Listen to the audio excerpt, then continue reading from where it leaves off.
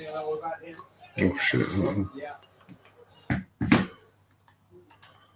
Good evening, everyone, and welcome to the pit stop of Spa, where we look at everything from the last round in the Performance Link GT3 Cup, round number 6. So we're halfway through the season at the moment. It was our first one with our 2-hour endurance race, and it threw up some big surprises, and we had our very first Pro-Am winner overall in the race by Michael Hooper.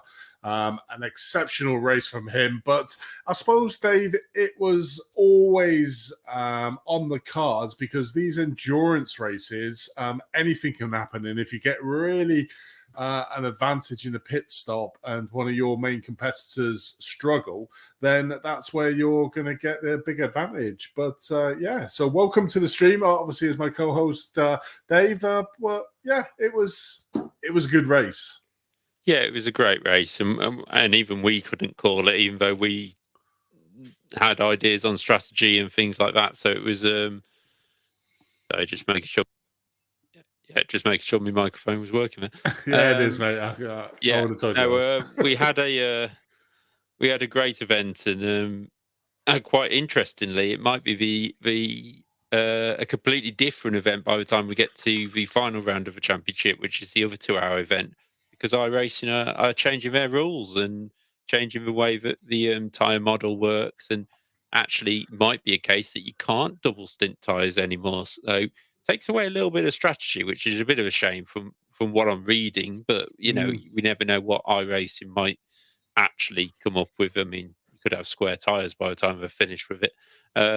But yeah, what a great race we had, and we didn't call Michael coming through to win it. Because our eyes was on Scott Mokes for most of it, thinking he had the perfect strategy. Yeah, it definitely was.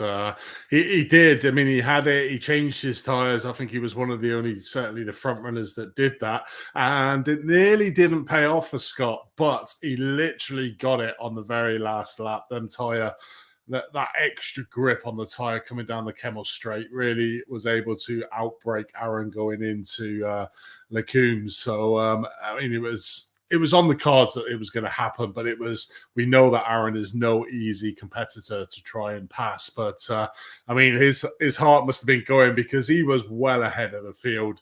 I mean, if he hadn't changed his tyres, he would have been in front of Michael.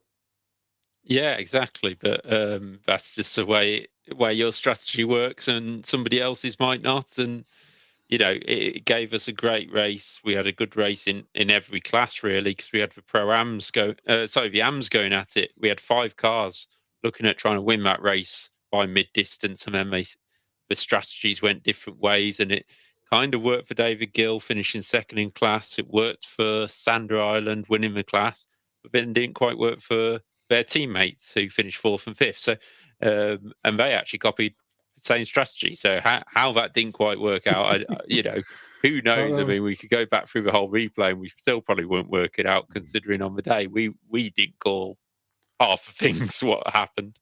Yeah, definitely. I mean, obviously, as you were mentioning there, season 1 in 2023 is going to throw up some really big changes for the GT3 car. Let me just see. I think I've actually got it. Yeah, the general gist of what I've heard is they're going to be heavier. They're going to be tyres will pretty much only last a stint, so that sort of nullifies your idea of keeping the tyres in the working range. But then also they state that if you look after them right, you will get quicker as the stint goes on, and then if you don't, you'll obviously get slower. So there's a bit of tyre strategy there, but it will be a shame if it does take away, when we get to, say, Daytona 24 hours, it takes away the idea of trying to triple stint some tyres through the night or something like that. I mean, look at it realistically. Would you, in real life, take them tyres to the absolute bare bones? I mean, I heard some of the drivers saying that their tyres were down to like 30%. If you were in real life racing, would you let your tyres go down that low, or would you get them changed? I suppose that one of the good things is, and I've got it up here from just looking at it of what it is obviously saying tyres will be affected. Tyres is the big thing, I think, that's coming out in this latest patch. Like you said, cars are a bit heavier. So for the aggressive drivers. And the other good thing about the GT3s is it's basically saying that the cars are going to be very dependent on the drivers, so it gives all the cars back onto the table in the fact of the way they drive and different people's driving styles. But I mean, the other good thing is I read that within the pits they can actually change your tires and refuel at the same time. So the timing, in at least with the fact that they've said that the tires are going to wear out a lot quicker, but we're going to give it you that you can refuel and tire. So the strategy of how long does it take to get my tires changed, and how long does how much fuel can I do in that window? That sort of strategy would come in there. So it's still a strategic game when it comes to the pit stops on there. It's not just a case of changing tires every time. You got to look at the fuel side of it now. Do you take a little fuel at the start, or a normal fuel, and then basically just keep your stints within the confines of whatever it takes to make a tire. So, I mean, it's going to be interesting, and it sounds like a really good, and it's bringing it more in line with real life racing.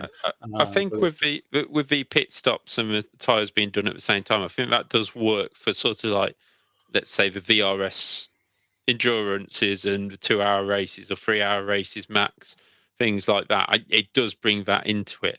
But when they're saying they're heading it towards real life, so when they do the 24-hour races, we quite often in real life see LMPs do 2 lots of stints on a set of tires, and then they get to the night and they try and do 4 sets. Especially the hypercars at the moment, they try and run 4 stints on a set of tires, or 4 fuel stints on a set of tires, shall I say. So hopefully they're going to put it into a position where it can change, and you'll have to read the rules before the race and realize what you've got to do. But when you go to Le Mans, for example, you can't refuel when you change tires. That is a rule in that Le Mans series. So it's like, yes, it comes in line with the sprint formats. Yeah. But if they keep that for the endurances, then obviously it actually takes that away from. Because my only concern is that may have listened to a lot of quick, the very top people in iRacing or esports who literally want a 24-hour race where you're driving 24 hours flat out top speed, and you don't have to do a huge amount of conserving. You have to push hard. You have to floor the throttle as quickly as you can. And when I'm saying top, I'm not on about like the top of our league even. I'm on about the best of the best who don't really want to go into races fuel saving. They don't want to go in tire saving. They want to push every single lap to show their skill off, which is fair enough. But then the rest of us, when we get to 24-hour races, a little bit of strategy gives us half a chance, because on pure speed we have 0. But I mean, it says there. It says many. Where was it? Many of these updates, with the way the tires work, will be both track and climate dependent, and it also depends on how aggressive you are within the car. I mean, you look at the aliens, and we've got Thomas Cope, who's obviously been with us before, but rejoining us again, who's one of them alien drivers. Now, he may find it a lot more harsh than, say, you or me, Dave, that are a lot more conservative. We don't literally hank it around every single corner at Mach 10.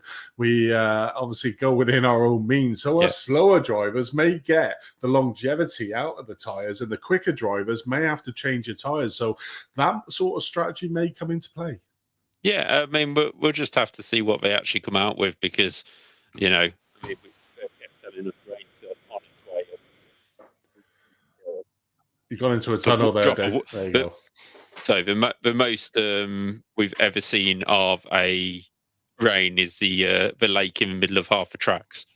That's the most water we ever see. So hopefully, maybe, I don't think it's coming for season 1. I think they've pretty much made that clear. I think we'll see at the end of next year if it really does come in. But it's one thing that's got to come in, I think, in terms of iRacing, because it's the one thing they're sort of the only thing I think they're lacking, really. And definitely. I'd love to see a 24-hour race with a bit of mixed weather in. That would Well, really I mean, if we do get the rain, pigeons. yeah. I mean, if we do get the rain, we're going to get it in the North 24. They have the different climates in the different parts. So if we don't have rain there's something wrong with the server. But big thank you and a big shout out to our viewers online. I can see we got Scotty Moke saying not too bad for my very first endurance race. Not bad at all, Scott. And obviously got Paul Joseph Clist as well. You think 2 hours is an endurance race, Scott? You wait till you do the 24. Yeah. You're part of Performance Link now, so you're going to be expected to do 24-hour events with us, mere mortals. So you can be the star man in the car. I'll be honest. 24 hours. When you get to say you do this Saturday split and you get to Sunday night, you're absolutely out of it, but you enjoy just the whole thing. The worst bit is though if you crash out. I mean, after you've done the night stint and in the morning and you have a crash, that's just the worst feeling. But it's good when you get to them and basically get to the end of the race. That's why the last few drivers are always the drivers will just keep it on the track. You don't want to be quick. You just want to be kept on the track, and you put the quick ones first because if it fails, you can go on to the next split. Yeah, well, exactly. It's all based on iRating. So anyway, on that, but that's quite enough of obviously the updates and bits and pieces. Spa, we had 2-hour endurance race, really good race. Obviously, Thomas was going into that championship in pole position. Unfortunately, had that spin at the very start of the race and was on a real good recovery, and then unfortunately got caught up in a few more incidents, with Elliot not being there and Matt not being there, Matt Chambers, then it was a really good opportunity, sort of slightly missed by Thomas, not capitalizing on that, but gave real opportunity to the other drivers that have been trying to get up there. And what that does with the championship, it makes it super close now. Oh, it certainly does. If you just wondered why I went into the dark tunnel, I was actually just loading up the championship off the useful links on the, or trying to. We can show that. We can show that. But before we do that, we'll get Thomas in anyway. I have Discord on dark mode, so as you can see, it just sends me into my dark little cave. Amazingly, here in the north, we do have the odd. We do have some power. Well, I don't know. Well, I don't know, actually, because I was sitting eating my dinner and the lights went off downstairs, but it wasn't a power cut because everything else is still on. So just the bulb went, mate. Yeah, no, it came straight back on. That's the weird thing about it. Definitely is. But let's bring Thomas in. Obviously, find how he went in his race on last Sunday, and obviously, main thing to get him on is give him a little promotion and look at his pictures from Spa. It's actually, I've got some of my favorite ones in there now to get in, but without further ado, let's bring Thomas in. Thomas, welcome to the pit stop again. You seem to be loving the pit stops and enjoying being on camera, so welcome, mate. Yeah, I always tune in and watch you guys. It's always fun to be a part when I'm needed, or obviously being in the chat, getting active with you guys as well. Definitely is. We were just chatting there about sort of the lost opportunity that you had in Spa. Just take us through that, obviously, opening lap where you had the spin. You can see on his face, it's like, I've been thinking about that all week. And then, obviously, the recovery comeback that seemed to be going really well, and then, just went a bit down. Yeah. So take us through the race from your point. Yeah, so obviously, first lap wasn't the greatest. Caught up with Jacob, racing incident. I mean, it's hard to go too wide through Eau Rouge as it is, and we tried our best. We kept it as clean as. I wasn't upset. It happens. I only backed into the wall a little bit, and obviously recovery drive from there. Caught back up to a lot of the guys. I think got back up into about P5, and just having a few technical issues. I've been struggling with for a while, and I've had to now sort it. It's forced my hand, but just my monitor disconnected and. Yeah, I had a black screen and completely straight on into the wall, unfortunately. I mean, that's one of the things you got to contend with our race. We don't have mechanical failures in the cars, but we do have hardware failures. I think, obviously, who else? Tom Bingham's had a couple. Yeah. And Nikolai Frayne had the one. His wheel connected in Spa. I mean, we just get this, and it's a gutting at the time, isn't it? Yeah, it definitely is. I mean, I've got to look on the bright side. I've got a pro sim race on this weekend as well, a big pro series one. So I'm happy it's come out where it has. It didn't come up in a big series where money's on the line, big prize, big prize All money. right, that's Whoa. welcome, Thomas Cope, and goodbye. Yeah. See ya. Big series. This is awesome. Thank you very much. I love the Performance Link series. I do love it. It's really fun, and the calendar's really good as well. I was just waiting for Tom to come banging through that door. What are you on about? The Overlord's going to have you, Cope, I tell you. I know he will. He will. But yeah, no, I've always looked forward to the Performance Link series. I've got to look. I mean, I was in the lead. I mean, there's still a lot of time left in the championship, anyways, to sort of get some more points and hopefully come back to the front of the championship. So, but like I said, it's a good point to let some of the other guys get the limelight. I mean, Scott had an amazing race. He was up at the front all race, and then Michael Hooper. I mean, words can't explain where he came from and pulling out the whole victory. I mean, I don't know if you guys picked up on it, but his fastest lap of the race was 2 times faster than mine. Yeah. He did a 2:15.8, which was, if I saw right, was actually faster than some quali times as well. So really impressed and really happy for him having a really good result there. Yeah, and obviously our very first pro-am to get on the podium in number 1 position and get ahead of you pros. But you pros certainly love to battle out on track. I mean, it's just great to watch. There's no hold barred, from you pros, and it's really clean racing. There are a couple of odd incidents that you guys get involved with, but I mean, there's no malice in it at all. And you can see. I mean, we did see obviously on the stream, and we do have 2 penalties for it with Kim Andre Borkland just getting hit twice by Scott and Aaron, and both times Aaron let him pass straight away, losing 2 or 3 positions. Scott came in the interview afterwards, completely held his hand up and saying, "Please penalize me." You pro drivers race hard, but when you make a mistake, you hold your hands up and you'll accept what's coming to you. And it's great to see, and on battling on screen, it's really good as well. Better not take him off, eh? Well, I mean, if he might have a pro series to go to. He may well do, yeah. Be exciting, it's what you get when you've got 10, 15 cars, all of us in the pro, running really, really close in lap times, really good. We all want to push the maximum as we can and do as good as we can. So the little things happen. Obviously, we all know when we make a mistake. Obviously, Scott realized he made a little mistake, and as you said, he held his hands up and straight away said it wasn't my fault. And I have same incidents. I've had a few incidents throughout the series where I've said it's my fault. A couple of the guys said they weren't going to protest it. Obviously, I had the incident at Donington with Mike Chambers where I did get protested, and it was my fault. I openly admit it. I made a mistake in the corner. So yeah, it's we all know what we're doing. We hold our hands up where we should, and yeah, we own up to our mistakes and push forward from there. Yeah, definitely. I mean, it's just the art of racing, isn't it? It's certainly at the top end, you're fighting so close to each other. There's going to be the odd incidents, but I mean, it's great. I normally say, and me and Dave normally say, going up Radin and Rouge is always going to end in disaster, 2x2, and then you see pros going 2x2, making it look so easy. It's yeah, you're just rubbing it in now, considering I've just said it. But I mean, it's always close racing. But obviously, the reason why I got you onto here was to have a look at these. You are our main photographer for the season.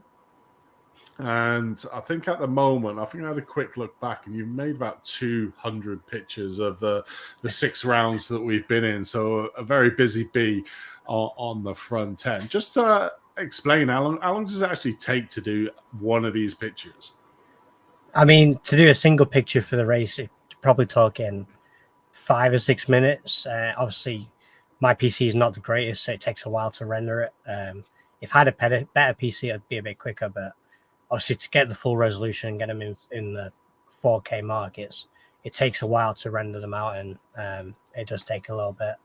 I mean, all in all, we're probably talking, I'll watch the whole 2 hours. So for Spa, for example, I watched back the whole 2-hour race on 2 different occasions. So I'll watch the pros and the pro-am race as a 2-hour race, and then I'll go back and watch the AMs and the rookies race as a 2-hour race, and try and pick out some key moments, some good fights, and go from there. Some good close moments, and I'll always try and balance out getting pictures for all the series and all the different group ranges. So all in all, you're probably speaking, 5-6 hours for a 2-hour race, just to get the moments, and then a further hour, 2 hours to take the photos and edit them, ready to post out. Obviously, out for you guys to use them. I mean, obviously, I've got to say thank you, because you've not asked for a single penny off the league to do this for us. You're doing it out of the kindness of your own heart, and obviously donating it back to the league, and obviously for the drivers to be able to download them. You've not said, I want any money or anything for any of the pictures. So, from us at the league, and obviously from all the drivers, some of the pictures that you're doing are absolutely immense. And it's good memories for the guys to be able to do. But my favorite picture of all time at the moment from the league, I mean, this car here is just amazing. So Hakon Jurgensen, I think it is his car. It's just an amazing paint job, that one, isn't it?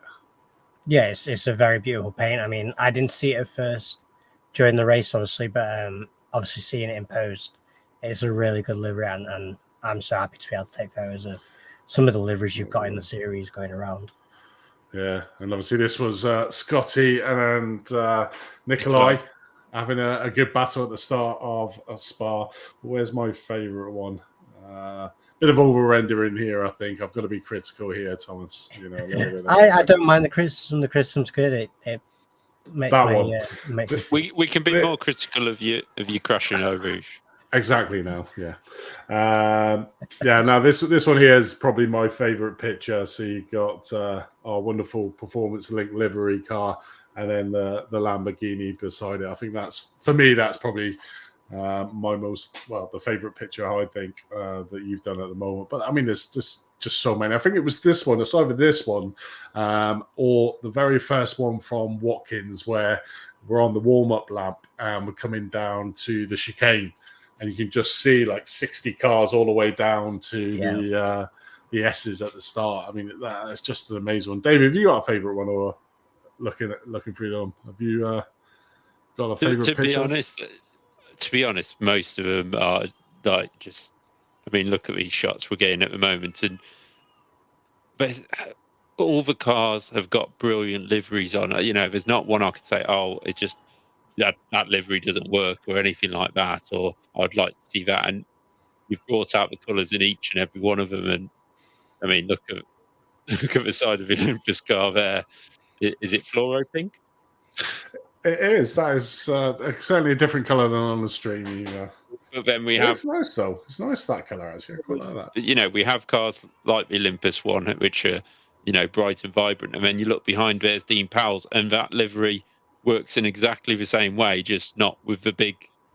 It's not like mega detail or anything. It just needs to be nice, simple lines and that, and it works. There we go again with I think it's Dean. I think Dean's. It's one of the. Yeah, so that was the final lap battle as well. Yeah, between Scott and Dean. So that was the overtake that got Scott the win. And Scott needs to clean his car by the looks of it.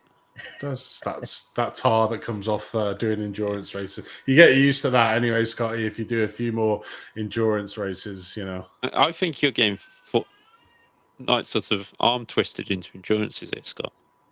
That's the third time he's mentioned it. I like Team Bear Pulps as well, though. Team Bear Pulps. I think that this one's Michael Hoopler's car with the bear on the side. I think that, I mean, the attention to detail that the guys have done. You got the Olympus Esports one. You got the Team Bear Pulp. You got Sim Racing Norway's car. Which is very traditional. This shot here shows you not just the car, but Spa itself. You don't realise that this is up at Rivage Malmedy, whatever you call it these days. No name. It's just before No Name, isn't it? Or actually into No Name. And you don't realise that actually from there you can in real life see the pit lane. That's what it is in the background. That's La Source and the run down to Eau Rouge. So it just shows how much height difference it is in Spa, and you wouldn't see that driving around because the graphics. If it tried to render that far out, it'd be absolute chaos. But these pictures bring out exactly what you can see. I mean, this is Lecom. The top. down. So Oh no, just it's coming outside down of- after Lecom. Yeah. Yeah. And you got the bus stop in background. Peel. You don't realise these things until you see these kinds of pictures. Yeah, there's the bus stop or the chicane at the end of the lap, isn't it, in the pit lane? I mean, they're great quality pictures. I mean, and big thank you for doing it for the league and the drivers of Sim Racing Norway there, and for the cars. I mean, this one, and I will say, this is actually a livery. I thought it was a iRacing standard paint, but it's actually not. But because I said it looked a little bit like an iRacing pant, there should be a new one coming out. I think this is this is Lewis McAvenny who won the rookie class and speaking to that team, and they were like, right, okay, we did want to put this one in, and it will be in for the next one. So I'm expecting a super duper paint. I've seen it, and it does look absolutely amazing. I mean, the guys have just dug out blind for the liveries that are in, and I think that's a fine art in itself. When everybody comes to a league, isn't it? Is getting that paint right at the start. Definitely is. Having something that shows you off more is really good. As you see a bit of an Olympus one going through further, but yeah, being able to show off your livery and your sort of colours in nature. I mean, us here at Olympus, we're very, very multicultural. I mean, we're pretty much worldwide in terms of drivers everywhere, and a mix of females and males. So we like to show off like all the different ranges of drivers and skills that we have apart here at Olympus, which is what inspires the yellow, pink, and blue scheme for here. But it's always good to see different schemes of the other teams have and how unique that they can get in the end. Yeah, this Sebring, this one, I think this was Daytona. Daytona, is it? Yeah. So that's the Ferris wheel in the middle of Daytona. Just coming after the first horseshoe. So, some great pictures, and obviously to the drivers, Thomas has got his own channel in there. Head over, you can obviously download any of the pictures on there. And all Thomas asked for is just if anybody asks where you got it from, is to promote him. And Thomas, tell us and the viewers how they can get hold of you, and what you can offer. Yeah, so you can get hold of me on Discord, Thomas Cope -4241. I do have an email, tcsimography@gmail.com as well. You can get hold of me there, or you can get hold of my Olympus email as well, thomas.cope@olympusesports.com. That's just where you can get hold of me. And yeah, I'm always open to working with people. I mean, I'm working beautifully with Paul Clist, getting weekly photos for him of his races for his social media. I'd like to say he appreciates and loves them. I certainly do love taking them. And it's just a little side passion. I love taking photos, even in the real world. I mean, I think if you dug deep enough into my Flickr page, you could probably find real world photography as well that's on there. I think I've seen is it the British Superbikes or something like that? Yeah, so there's British Superbikes, and there's also, I think my Le Mans photos from the Le Mans 24 are up there as well. Once if you go to the album, you'll probably find it all. Yeah, once you start taking pictures of something, that's it. I know, because my father-in-law is a photographer for a football team, and then he starts me karting, and then he starts the camera goes everywhere he goes, and in the end he gets pretty good pictures of everything. Yeah, I do like bikes, so they are cool. But Thomas, thank you very much. And let's have I'll tell you what, while we got you on, let's have a look. Should we have a look at the championship? Have you got that update? Have you got that? You really are rubbing it in for him, aren't you? Well, no, it's looking at where we're at. We are only a small league. Bring you on for the review of the race you didn't finish because you had a technical failure and you went off on the first lap. And we'll rub it in and tell you you're not leading the championship anymore. Well, I mean, it's not as bad as all that, though, is it? I mean, we can see there. Obviously, Scotty has managed to leapfrog with that win. The points may look a little bit different to the drivers, but I'll hold my hands up and said we made a little bit of a mistake, because obviously if you're 3 laps down from your class leader, you shouldn't score any points. There was a bit of a glitch. from myself. I didn't set it correctly in the points. So now it's been corrected. This is a true reflection of where we're at. We've got Scotty currently on 110 points, but as he's admitted, he's probably expecting to get a penalty of some description when we go into the penalty. So that will be bringing down. But I mean, that's just really good at the top. I mean, if I don't know what we're going to give. So say it was a 5 points, that gets him down to 105. I mean, you look how close it is at the top of that grid between yourself, Aaron, and Scott. I mean, for the last 6 rounds of the season, it bodes quite well for a really close championship. Yeah, it's going to be a really close series. I mean, Scott's got some incredible pace. Can't wait to see him run at the front more often. I mean, I think this is just going to be the start of the second half of the year for him. He's going to have a really good finish to the year. So we should have some really good battles up and down the field. But it's just showed that he's been consistent, doesn't it, though, Dave? He's well, yeah. I mean, you look at Arias Mantis as well. You know, Mr. Consistency himself there. Aaron Powell, you know, I mean, he's been thereabouts. But then you look further down the championship, Dean, who finished second, I think it was, in the pro category. I will just double check that because I want to make sure. Dean was second, Aaron was third. Dean second in Spa, and he's sitting 10th in points because of races he may not have done or things like that. So it just shows Nikolai just ahead of him. You know, Nikolai, who's Mr. Bad Luck at the moment, I would say, in the championship, you know, really does show the pace. And, you know, we've seen all of that top 11. I mean, Matt Loveridge has won a race as well. So that top 11 have all been in the lead of a race at some point so far this season, I'd say. Yeah, definitely. And it is all about that. You know, you pros battle hard. And I think a prime example of that for me is Jacob Berens. He's obviously driving the Ford, not out of choice, out of how can we say it? It's not a free entry. It's a free entry just to get a Ford on the grid. But he seems to be driving that well. And I think at Spa, he's been super competitive. I mean, we looked at him at the Nords and he was in second place on that first lap. Spa, he was up at the front. I think he was in second or third on that. You know, and it's just unfortunate incidents that's sort of put him out. But what he's done is basically gone back to the pits, repaired his car, and then carried on going to the end of the race and kept within that 3 laps and basically scored points every single round. And we can see him there in a Ford in 7th place in a pro league.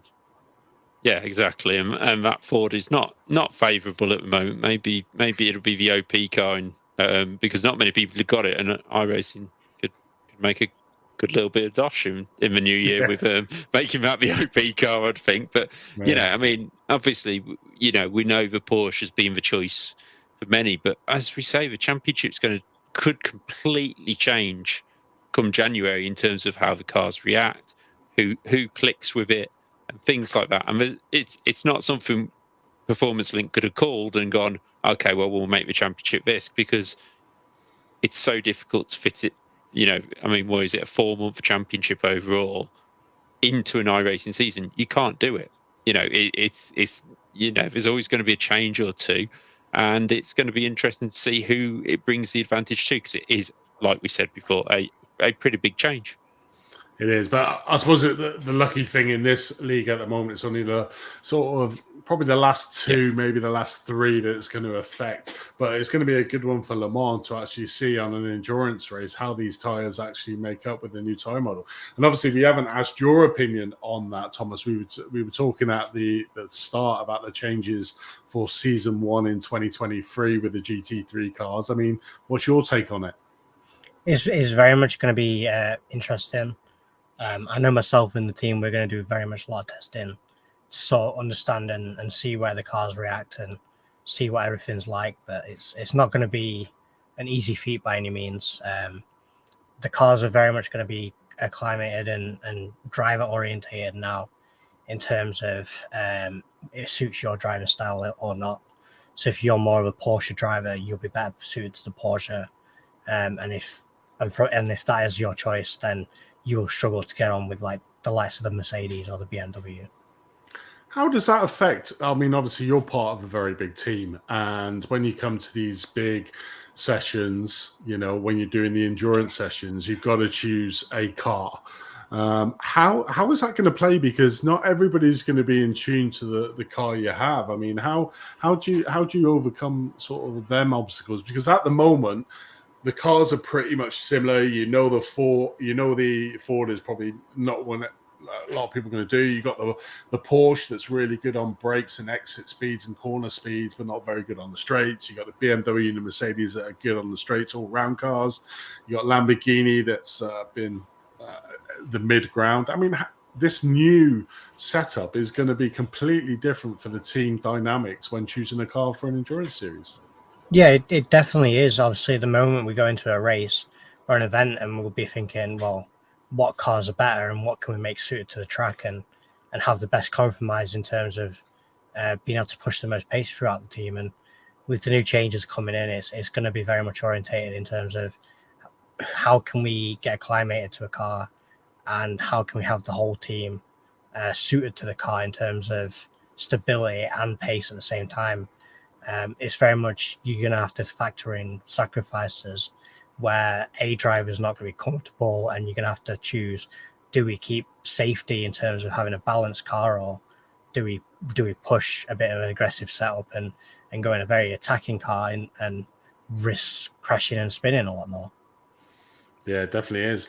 I mean, Team Bearbolt saying that it's going to be 3 days between patch day, but I don't think these changes are coming in this side of 2022. I may be wrong, and you guys maybe correct me. It'd be the first season in 2023, won't it? This next patch will still be the same, won't it? It'll be coming out in the week 13 in 2 weeks because we're in week 11 now. So obviously, iRacing work there. 2023 will start just before 2023 because by the time obviously we get onto week 13, there'll be 4 weeks left in the year. So obviously, they always like to have Daytona 24 in the first season of the new year. Obviously, Daytona 21st early on in the year, in 21st of January, roughly. I think we'll be looking out for that this year. So, thank you for reminding me that it's week 11 because I have got some safety gain to go. I was also trying. It'd be interesting to see when the patch, whether they bring it in for the beginning of the next season, or if they're going to bring it in a little bit later at the start of 2023. It's going to be interesting, but obviously all the notes are out there. And it'd be great to hear from the viewers in the chat as well, what you think about it, the good, the bad, the ugly. But obviously we got slightly a little bit off track there. Well, let's bring us back on track and look at the points here. So obviously Pro-Am, we got two main rivals at the moment. Casper's coming up, bringing up the rear, and he's actually not that far away. I mean, it's 16 points. But I mean, a standout too from that Pro-Am categories are Michael and Patrick, aren't they, guys? Yeah, certainly. Michael coming out with that overall win at Spa. We've said many times, we didn't even call that one coming halfway through the race. So a great strategy and plan there. Patrick has been pretty quick all year. A couple of incidents that maybe if he hadn't had them, he'd be leading the way. Whether his fault or somebody else's fault doesn't really matter. It's just you get involved in incidents with racing and it can cost you. And it probably would have been about equaling the points, I think, if that hadn't happened. Casper sitting third. Sort of we're watching brief at the moment. We know Casper was like where was it? At Watlins Glen. We had the practice race. And he was keeping up with somebody who was a pro with Kim, and he was right up there. And we went, "Oh, this is going to be interesting." And didn't quite get out the blocks as quick as we expected. But then again, you look behind. Say the same thing pretty much every week. You got Russ Fowler, who hasn't quite hit the heights just yet. James Logston, who's just been unlucky with some of the things he's done, incidents he's had. Alex Scarrett was up there at Spa for probably the first time he's been up there in the top two this season and having a really good race at Spa in a Mercedes as well. So him and Russ really finding their way with that. And then we've got some overlord bloke. He's miles back. Yeah, But, exactly. As Team Bearpool said there, he is not that far off the top two. One of these top two that has an incident or a DNF, considering obviously the drop round scores as well. And I know Patrick hasn't been to a round, and I think Michael's been to every round at the moment, but he does have a low score as one of his drop rounds. It changes the whole aspect of the championship. I mean, consistency is key. But Thomas, obviously, it'd be great to get one of the drivers for on this. There's obviously this pro-am league at the moment, or the battle in this class. I mean, where do you see the fights, and who's your dark horse for the league for this championship? Yeah, for the pro-am, it's looking really good. Obviously, you get the odd weeks where obviously Michael really showed it, had some really good pace and stood out so much in the Spa, winning the overall race. I mean, Patrick's been there every race weekend, up at the top, like you were saying. But I feel a bit of a comeback. I think James is going to come back up. He had some really good pace when he's been able to show it. Obviously, we've got a nice little break. He's always showed some good pace early on in the 3 weeks, and then coming and then dropping off at the end. So hopefully in the next couple of rounds, James comes back up. Russ has been consistently good in pace. The Overlord himself, he's there or thereabouts. He just wants to go down to AMS, I think. I was going to say, there's one thing we have got to say about the Pro-Am race at Spa, and it wasn't mentioned straight away because we didn't have the full results, but Alex Garrett only picked up 9 incident points in that race, which was one of 3 drivers, which we'll get to the other 2 later on, who actually got single figures in incident points. And there was one driver got 0 incident points, and we'll come to him a little later on. That's insane around Spa. One of the drivers that I don't think's in for the championship, but he joined us late, that seems to have the pace on field is Michael Cody. Our late entry from Reckless Abandonment. He seems to be quite quick in the last 2 rounds that he's come in. Involved in a few incidents, but if he gets that clear track, I think he's going to be there or thereabout for some race wins in that Pro-Am division as well. So that's certainly one that's heating up. I suppose, you look at all of them moving on to the AMs now. That's super competitive at the moment. You had Steve Pierce, who sort of seemed to be running away with it. Now we've got Sander Island at the top of the AM standing. David Gill there in 3rd place. Gordon Haig only 1 point behind him in 4th place. I suppose that's the beauty, Thomas, of the point scoring system we've got in this league, is that nobody can really run away with the league because it doesn't matter where you finish. Like Michael, we said, a fantastic race for winning in Spa, but doesn't really get a lot more points than 2nd place. Only 2 points or 3 or whatever the point system is for that, because it was the endurance time, it was 4 points from the 2nd place in the Pro-Am. So, for him winning it, his points advantage over the 2nd place Pro-Am, it is not massive. And that's the beauty of the points. Yeah, it's only a minimal gain, so he's not really gaining any more than he was finishing behind the pros, behind Scott and the other guys and Dean Powell. But obviously, it's still a big accomplishment. Dare I say there could be something down the line as a prize for extra for it, but it is a really big accomplishment for a pro finishing the whole lead of the race. But yeah, as you're saying, it also helps showing the consistency down lower in the AMs and the rookies. You're looking in the AMs at the moment, and they've got 122 points for Sander Island, which is more than you've got at the top of the pros right now. So it just shows how much more consistent at the front of the AM field Sander has been over the top of the pro. But obviously, it doesn't correlate in terms of how close the pros do fight, but still, he's still thereabouts. He's always up at the front, scoring bigger and better points, and it just shows how much consistent those guys are in the AM and rookies and pro-ams. So what you're saying is that the AM drivers are more safer drivers than the pros. Is that what you're saying? I'm not saying that strictly, but obviously you get those moments, pros, if we're 1/10 slower than the guy in front, we're going to stick with him for a long time. And, a tiny mistake is bound to happen at some point when you're running nose to tail for a whole 25 or a 50-minute race. However, when we do the long races, it's even worse for a 2 hour. You're running there and the whole time dare I say, Daytona is going to be a good one with the draft on the banking. We'll probably see a lot of overtakes being happening on the banking of the corners through the NASCAR sections. So same again. So who are you tipping for the win in the AM, and have you got any dark horses? I'm thinking I've seen Jimmy Vark's had some good results. He's been up at the front. He's had some good looks. But I've got to say the Sim Racing Norway guys have. I mean, you had 1, 2, 3. I think at one point altogether in the Anfield. So I think a dark horse would be Jimmy. He could bring a comeback. I know he's a bit down at the moment, but he showed some good pace early on. But ultimately, the Sim Racing Norway guys are doing really well in that championship at the moment.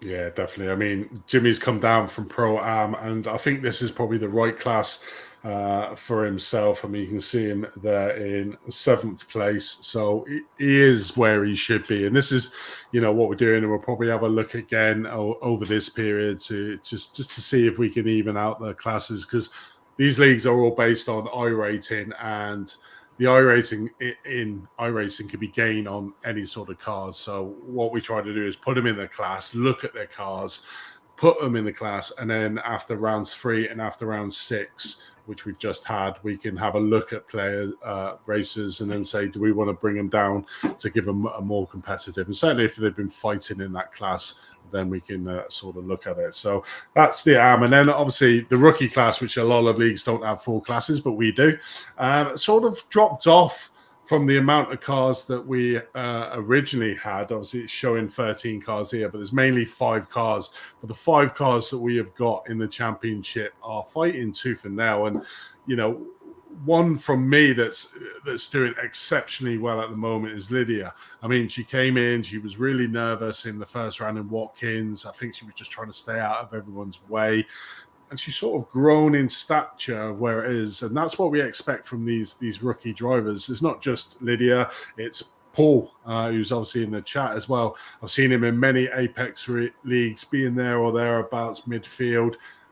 And he's really pushed on, and you can sort of see the experience. And that's what it is for the rookie class, really, is one, to be consistent. And obviously that's why Paul is where he's at, is because he's super consistent.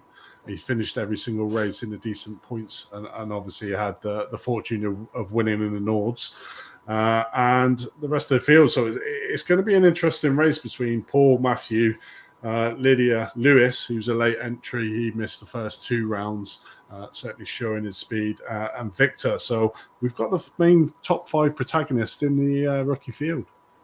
Yeah, we have. And Paul is just going about it quietly, to be honest. Paul's, I think he's got 1 win so far, but a lot of the time we see Matthew and Lewis up at front. We saw Victor nipping in there at Spa. I forgot to add for AMs, and apologies, there was 2 0 scores in the AM category at Spa. It was Hendrik Harrison and Jimmy Vark both got 0 on the incident point. So, and Steve Pearce, who was right up there in the battle of the 5 cars, he only got 3 in the whole race. So, there's a few drivers who managed to keep it down to a minimum. So, maybe not stretching the limits of track just as much as, certain pro drivers. But you don't need to put your mouse over the top of them. But yeah, no, the rookie class is probably one of the closest, because it has a small field and literally anybody in it can win it. And we've got a Porsche, 2 Porsches, a Mercedes, and a Lamborghini, which isn't the most favourite cars at the moment, but has popped in there and really put in a performance, especially at Spa. Yeah, it definitely is. I mean, anything from yourself, Thomas, on these rookies? Yeah, I mean, as you say, the rookie field is very close. It's very much whoever gets the good run and has the pace for the track. I mean, Paul's joined us here at Olympus, and we're really trying to coach him and help him do the best as he can. And I mean, Nordschleifer was, I think, his 2nd win. I think he won at Silverstone.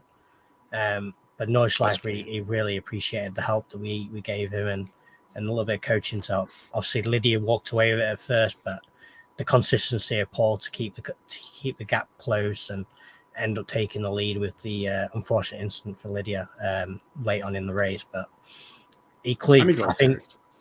Lewis is a bit of a dark horse. Obviously, he's coming late.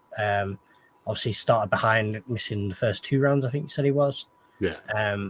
But he's showed he's really got some good pace, and yeah, he's brought the challenge to the rest of the field in that rookies. And he's really trying to put his foot down and get up and catch up to the front, and we'll see if he gets there. I mean, he's got 6 more races to keep the consistency. I mean, if he keeps going as he is on his average, he's probably going to catch up and be right in that mix with the top 3 as well.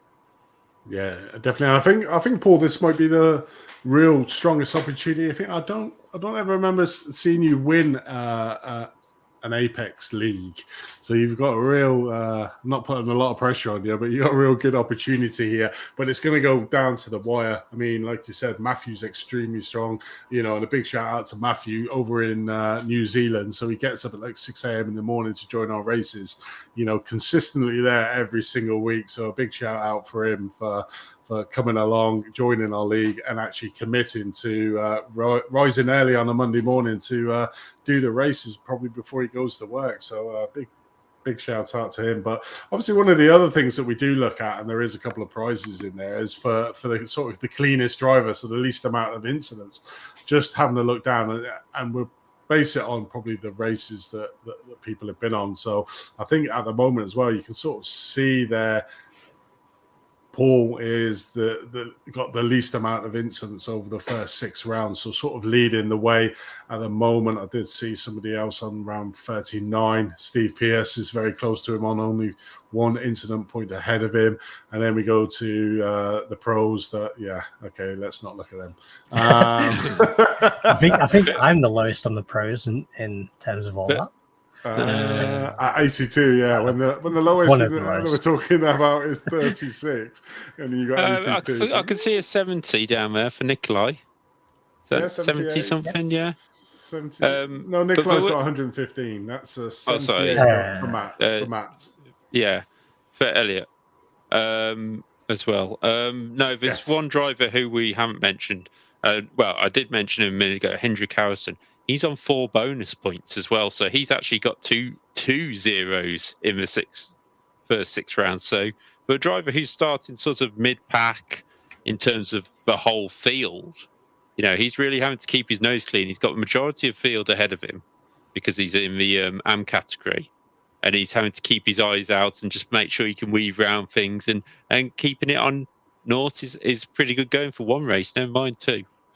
It is. I mean, there's 2 points on offer there. I mean, because the difference after, second all the way down, certainly on the 30-minute races and the hour-long races, is only 1 point. So if you're picking up an extra 2 points, it's like being 2 places ahead of where you actually finish. So, if you're in that midfield battle and you want to gain them extra points and you're on 0x, then there's a good opportunity to leapfrog people by getting them 2 points. But, I mean, overall, on all the divisions that we've got from pro all the way down to rookie, none of them have run away from it at the moment. The Pro-Am is probably the one, but it's still a 2-horse race, or even a 3-horse race, with Casper not being that far behind to be able to. But all the other leagues, all the other divisions are super close, and it's going to be an exciting second half to the season. But obviously, talking about the second half of the season, any rounds that you're particularly looking forward to, Thomas? Daytona is going to be a fun one. I always love a good Daytona race. That's going to be a really good showing in terms of the whole field. And going to be a really close fight, really, up and down with the draft fight. And, the draft trains everything. If you can stay at the front with the leader and stay in the draft, obviously, I think the Daytona is only a 1-hour race. So fuel strategy is not going to come too much into it. Not massively, but if you can shorten that time in the pits, you may be able to jump up to the front and go from there and hopefully stay in front of the whole field. So Daytona will be definitely up there. Suzuka's always a good track. Fuji will be close. I can't say much about the January race. I don't like Red Bull myself.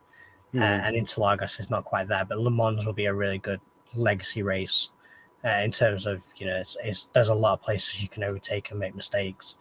And keep the fight really going throughout a whole 2-hour race. So, and especially with the new tire models and the new GT3 modeling, that could be a really kick-off way to finish the season, really. Okay, it's going to be good. So we've got some excellent rounds coming up. You can see the schedule there in front of you. First 3 Sundays of each month. So we've got December and January left. So the first 3 Sundays are when the races are. Drivers have got like a 2-week break now to recoup and re-energize themselves before going again, and we may have some fun events for them to do in the downtime. But it's going to be a interesting run-in on the season, I think. Yeah, certainly so. And we've got the Japanese double header coming up. I'm slightly different to Tom in terms of Red Bull Ring. I find it's a bizarre circuit. It's 10 corners, 9 corners, literally. Only 10 since MotoGP went there. And you look at it and you go, easy. But it produces some amazing racing in real life and on iRacing.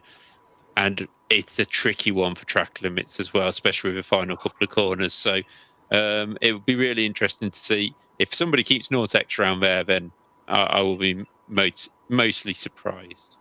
I know. I mean, you look at it, it's the Red Bull Ring. You've got the hairpin down at turn 4 or turn 3, as some people may see it. It's always certainly on that first lap. But I think the way we have our starts down will be a lot cleaner down there because it's normally a choke point, And then you've got coming down into turn number 5. That's a very tricky corner, certainly if it's too wide. I mean, there's so many places on that Red Bull, and then you've got turn 6. The treacherous left-hander. If you're side by side on there, the guy on the outside normally ends up in the kitty litter.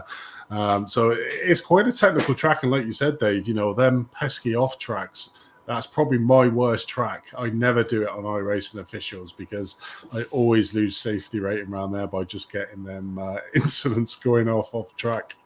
Yeah, Red Bull Ring's quite bad for it. Daytona's not too bad. You've only really got the chicane across the back. Interlagos, I mean, I have literally just done a couple of half-an-hour races around in another championship around Interlagos in GT3 cars, and you'll be surprised how hard it is to overtake. Now, obviously, when we get to January, we will have the different models and stuff, so it could be a bit different, but it is about patience around Interlagos because you have a twisty midsection, and then you try and make the move on the pit straight. Probably get a couple of them into the center S if you can, and then obviously, like Tom said, we go to Le Mans. The home of GT. I'm going to get shot by some Americans here and stuff like that, but it's a home of endurance racing, isn't it? I don't care about Daytona and stuff like that. Le Mans is the home of it, and it'd be great. Sadly, it's not technically our 24 hours, but it's certainly going to be. European. It's going to feel like 24 hours for some of them. Yeah, don't sit on that fence, Dave. It's a bad place for you, mate. Yeah, but no. I'll get that splinter out in a minute. I mean, it's been a great season, and that's the reason with having the fixed setup, we weren't tied to making sure that we followed one of the official series, so we were able to pick the best tracks that we felt that were the best ones for a GT3, and having that fixed setup, it sort of makes a even playing field, so it's down to driver skills. Exactly, it's down to driver skills, and it's just who. I mean, we have the other situation of drivers being able to practice. Some drivers won't be able to practice as much as others. Tom, for example, is used to championships where you do have your own setup the majority of time, so he has to adapt very quickly back to whatever setup we've given him. Whereas other drivers will only run this setup and might get a bit of an advantage because they're so used to it. And, who knows? Next season, we might just give you a super high downforce setup just so that everybody has to slipstream each other. I mean, how have you found that, Thomas, having the same setup throughout the whole season, no matter what the format is? Yeah, it definitely helps if you've done your research and you do your practice. In terms of preseason, you can understand where your struggle points are and how the setup handles. For the most part, I mean, the rear end on the Porsche is not too great. It's very slippery and slidey. But if you can handle it and get used to it and know what points and what type of corners are going to try and catch it out, you can sort of adapt your lines and push it better throughout a corner. I mean, Nordschleife was a big one. The left-hander before the second carousel, I think a lot of Porsches were losing the rear end up there because they were taking the corner too narrow and relying on the downforce. whereas you wanted to more rely on the grip of the car and take a wider entry and try and let the car slowly come back through the corner. And people just didn't quite understand that's how the setup needed to be driven around that type of track. And you've got big tracks like Fuji, that'll be big, and obviously Daytona, learning how to understand to take it through sort of the hairpin through there, and obviously the horseshoe section on the infield. It'll be real detrimental for everyone to understand how to drive their car in their specific setup. Definitely, if you can understand it, it'll be the best case in terms of winning races. No, definitely. I mean, it's great to have you always here. You are one of our aliens. So, as one of the guys said in the chat, Thomas is an alien. He doesn't have feel, or he doesn't feel. So, I think that was our overlord that may have possibly said that. But it is. But it's always great to have you on, Thomas, to get your insight and with your knowledge of the track. But thank you again for joining us. And just before we do let you go, give us another shameless plug for your photography. Go on. Yes, so just drop me an email, tcsimography@gmail.com, or if you got me on Discord, feel free to drop me a message in there. As the guy said, I've got a Discord where you can contact me as well, and almost book service if you want special photos, not special photos, but photos in general of a series you like Paul suggests. Always getting photos for you guys and doing it for what you like. I've just got a passion for the photos, so if you want some nice high quality photos, feel free to get in touch, and we'll definitely work something out. And obviously, before I let you go, has anyone told you you look like Ed Sheeran? No, I've never heard that one before. It does to me, Dave. Does he not look like Ed Sheeran on his cam? Or am I blind? No, I think you've been looking at the computer screen a bit too long. I don't know. I'm sorry. I'm very good at that, but there's a. If we're going look-alikes, there's a spitting image of you somewhere. Oh yeah. I like my bacon. Let's leave it at that. Yeah. All right, Thomas, thank you very much for joining us, mate. And sit back and enjoy us deliberating over the penalties coming up, mate. Oh, do. Have a good night, guys. Everyone stream. Thank you for coming by. Cheers, mate. Thanks, Tom. So there was Thomas. It's always great having one of the drivers in, and getting to know it. We've had so many of our drivers in on these pit stops, and we see them out on track. We see them in the Discords, saying their thing that they want to do, but actually getting them on camera, seeing what they look like, seeing their rigs and their passions. We found out so many different things from drivers, and their side passions as well. Like Lydia can play the accordion, is it? I think the accordion. We've got, I think, who was it that makes their own steering wheels? Was that David Gill? That was David Gill, yeah. David Gill. Because we found out he could have karted against me if I was a year later. Exactly. And we got found out a little bit more about all the other guys as well. It's great. We got a Scottish karate champion in the likes of Lewis and that, and it's doing the interviews that we do that gives us that insight, mate, isn't it? So I've just noticed in the chat, Zero, which I presume is Casper by the sounds of it, has said, is Pro-Am second place prize with hotel and plane tickets? I'm disappointed that you're aiming for second. I know, that's you've given in already. Well, maybe he wants the track day experience with Performance Link, but probably I would say, unfortunately, it's probably not. But if you do get second place, then we're not going to just give you nothing. We'll work with you to see what we can give you if you manage to get that position. But if you want to come over, we'll send you a Matchbox car. Yeah, there you go. An MX-5 Matchbox.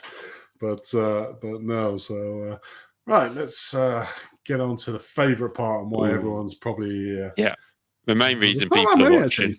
There's six. There's only six.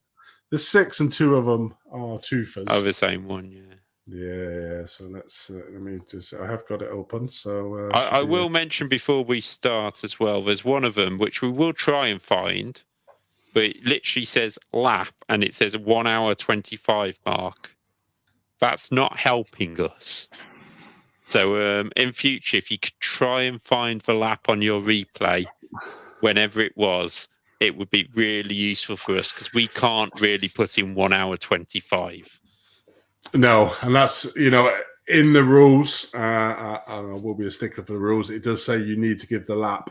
And unfortunately, as that's not a lap, that's a time. We will try and find it quickly, but if I can't find it straight away, then unfortunately it is if you need to give the lap. And that was, in fact, I know that incident because I remember we watched it. Well, you did have it on the stream. That's where I think the time things come up. But I also hear we haven't got the lift music. Let's should we put the lift music in as well? Make sure it's not too loud though. Yeah.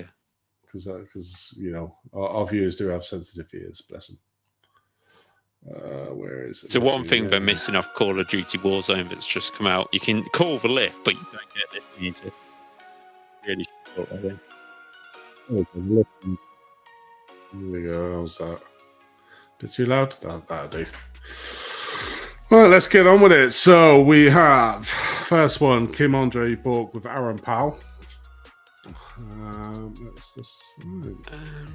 Yeah, maybe Tom. You might do that.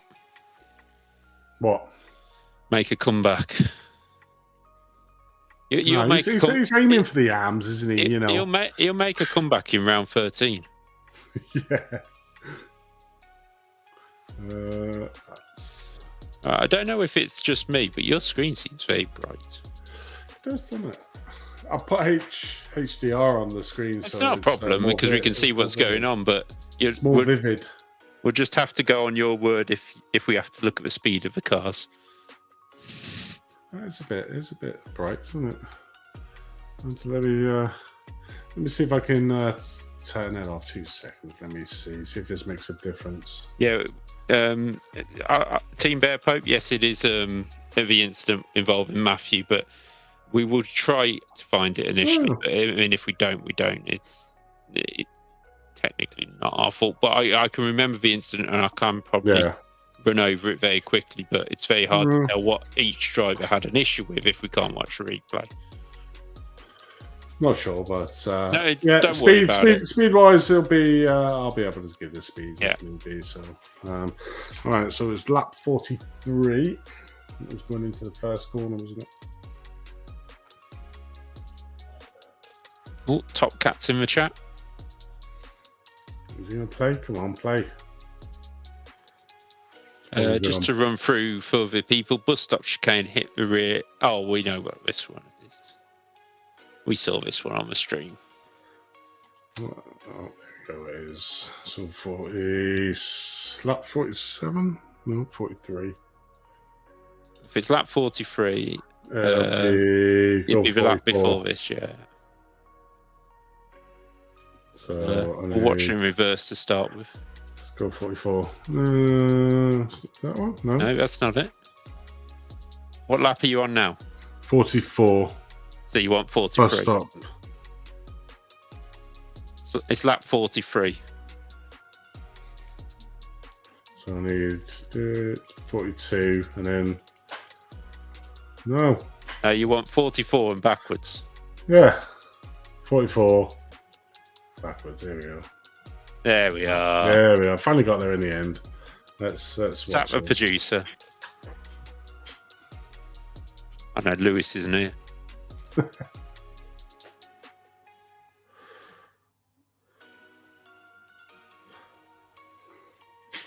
It's kind of a bit of a slam dunk, to be honest. It is, and I think obviously Aaron's aware of that anyway. Obviously, that we saw him there. He gave a little bit of position up. But one thing I will say, which goes in Aaron's position now, if we continue watching it, I want to know if Aaron lifts off or he just loses his position, because we believe afterwards he gave the place back because he had to lose a place to Scott as well. Yes, he did. He did give the places back. So that will work in his favour. I think that was at the after the source. Yeah. Yeah, well, he's got to wait until he knows where Kim is first. Yeah. That's understandable. Kim's Then there. he comes out. He doesn't quite know where Kim is. He's realised he's now lost a position out of it, as well as losing his. And he actually, he sits there. He realises, is it Scott's coming through as well? Oh, yeah, Scott. That was a weird delivery that went through actually as Scott. But anyway, yeah, I can't be doing that. So I'm gonna have to. Too many screens open here. I'm gonna have to put the livery on, then or else we'll be like, who's that? Yeah, a nice camo livery to be fair, Scott, but it's not. Yeah. That's Scott's MO, isn't it? Though it's when it's actually the series' sponsor, but we're not putting on the TV. It's just not great. But yeah, no. Obviously, the incident as a whole is it. Aaron runs into the back of Kim. We've seen this back at Sebring in the final corner. Obviously, a little bit less straightforward at Sebring because obviously you've got the different lines, but it's a bump and pass, which would have been a penalty. He does give it back though, so depending on what level the penalty would have been, you'd go a level lower as such. Yeah, I'd say that is a level 2. Because he was in first place and now we can see him in third under pressure. He does give the place back, but I agree with you there that we downgrade that to a level 1. Yeah, because he was willing to let it through. He let it through, and I know, I agree with that. And fair play to Aaron for giving it back. And like Top Cat says, it is a bump and run in NASCAR, and but in NASCAR, they wouldn't penalise you for it. No, they wouldn't, would they? Here they do. For me, it's quite similar to one we had at Watkins Glen as well, which we penalised. So just carry on, because it's the end of this lap. If you just scroll forward to Scotty. Oh, wrong way. No, forward. There he is. You haven't pressed refresh for liveries, I guess. I know. It was down into this corner. It's exactly the same. I see what Scott was doing, just got misjudged by Kim braking that little bit earlier. Well, it's because obviously Scott's got better tyres as well, hasn't he? He's obviously come out. Let me just try and zoom out a little bit. There we go. The liveries. The paints are turning up. There we go.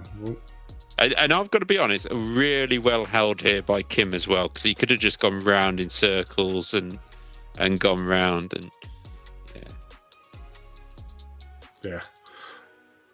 like bump drafting and then just caught out because he's got the stronger tyres. Kim could have gone round and round in circles there, but managed to. I will give it to Scott, because I think he was looking at doing the same thing, but by the time Kim got back on, he couldn't do it. But that's a level 2. He hasn't done it. Yeah. So to me, that's a slam dunk level 2. I think probably Scott was going to get. Yeah, Scott. If you were going to give it back, that's fair enough. I know you as a driver probably would have done.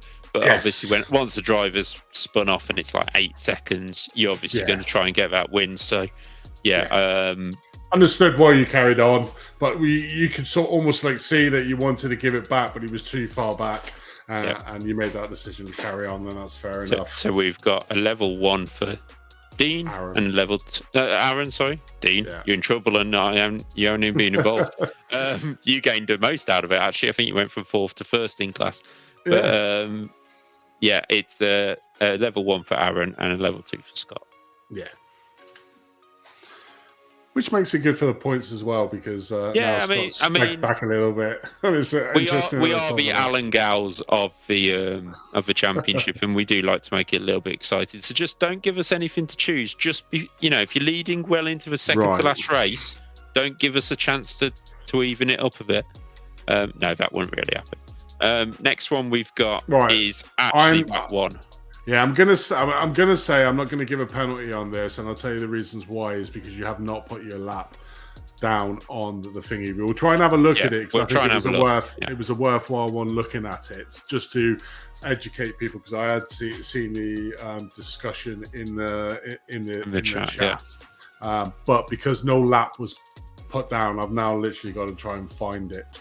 But it is going to be a worthwhile one to look at, because there was a bit of discussion about, do you stay on the racing line or don't you? And we'll get into that. So let's have a look. And this is something, while Andy tries to find this, just as a general thing, I've seen a lot of people in this championship, and this isn't anything bad towards anybody, but in terms of rules, the rules are there for you to, a lot of people have wanted a very hard line on the rules. So when it's come to starts, right, what are we doing? Where are we started? How do we start? Well, that's quite open. We're saying you start from this line. Well, that is up to the leader when he goes from that line. It's if he wanted to go a little bit after that line, that's his choice. But that's where we are saying it's go. So that leaves it open to those drivers. But it's a lot of these things, like, should a driver stay on the racing line or what? It's so fluid per incident that we can't turn around and say to you, right, if you are the car being lapped, always stay on the racing line. Or, we just ask you to be as predictable as possible. That's as much as it can be. We can't literally say to you, right, you must be on the racing line if you're being lapped or something like that. So it's you might want to go to the tape, Andy, underneath the camera column, and you could probably wind, if you take rid of the cameras. Yeah, come on, get off. What was that? No. Just pick a camera, and it should just, there you go, and go to that, and you should be able to pick a point in a race which is like 125-ish. That is a Lamborghini. There we go, because I think we got a damaged. Is that damaged? I'm not sure. Yeah. We'll go back and see. It's after Pouon, isn't it? It's coming down after Pouon. I'm wondering if it's a bit the other way, because you're now at 123. See, my take on this, if your car, where we're saying that if you're getting lapped, the thing with where you're being lapped, before we look at this, this is it. Oh, yeah, this is it, because there is in front, yeah. Before you're getting lapped, you're still at a decent speed. Now, if your car is heavily damaged and you are literally crawling, then you're like a hazard to the drivers. Certainly coming out of this corner where you're far over to the right-hand side.